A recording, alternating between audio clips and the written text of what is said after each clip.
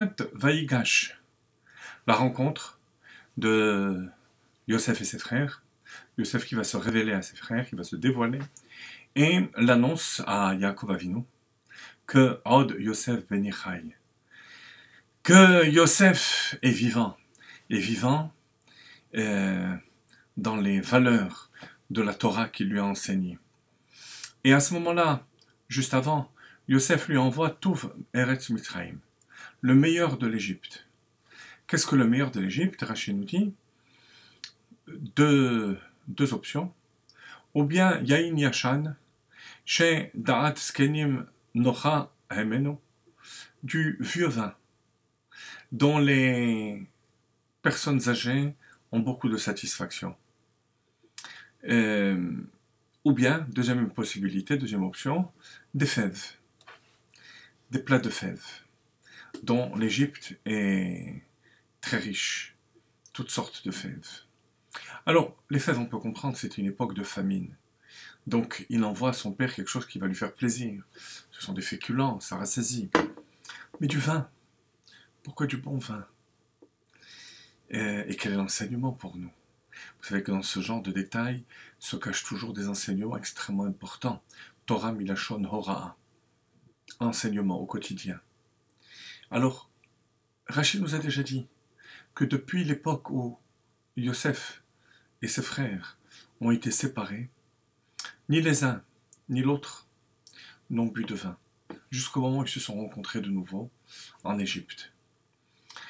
On peut s'imaginer à plus forte raison que Yaakov Avinu, qui est extrêmement triste, déprimé de cette séparation, s'est abstenu de vin et de réjouissance excessive. Malgré tout, il n'a jamais perdu espoir. À tel point que le vin était toujours un mets qui exprimait l'espoir. Et que Yosef lui-même gardait du vin pour le jour de leur future rencontre. Et ça, c'est l'enseignement, chers amis.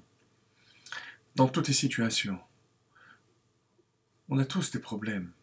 Chacun à son niveau, au niveau matériel, au niveau spirituel. Ne jamais désespérer. Afilu cherev chada munachat al tzavaro shel adam, al yimna et atzmo min harachamim. Ne jamais se désespérer. Jusqu'à préparer des choses matérielles, des éléments matériels, en vue de la délivrance. Ça, c'est le premier enseignement. Deuxième enseignement, on ne faut pas que Yosef ait demandé quelque permission que ce soit pour envoyer ce vin à son père. N'oublions pas que même si Yosef était le Mishneh Melech, le second du roi, il y avait le pharaon au-dessus de lui. Et probablement que ces réserves de vin, surtout en période de famine, étaient quelque chose d'extrêmement précieux. Lorsqu'il s'agit de Torah et mitzvot. Et il s'agit là de mitzvot. Parce qu'il s'agit de Kibud Avim. Faire plaisir à son père. Lui montrer qu'il n'a jamais perdu espoir. Et qu'il avait du vieux vin. Du vieux vin, ça nécessite d'être conservé. Des années et des années. Parce que l'espoir est toujours là. Et cette mitzvah-là, Yosef l'a accomplie avec Mesirut Nefesh, avec don de soi. Nous aussi, chers amis, dans le monde où on vit, on doit rechercher l'accomplissement des mitzvot.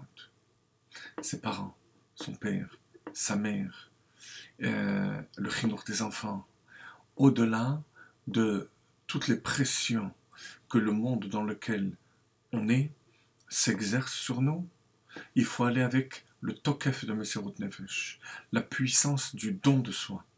Et à ce moment-là, Akadosh Baruch Hu ouvre les portes. Voilà l'enseignement, chers amis, de ce passage. Ne jamais garder espoir et s'engager avec Mesirut Nefesh, don de soi dans l'accomplissement des mitzvot.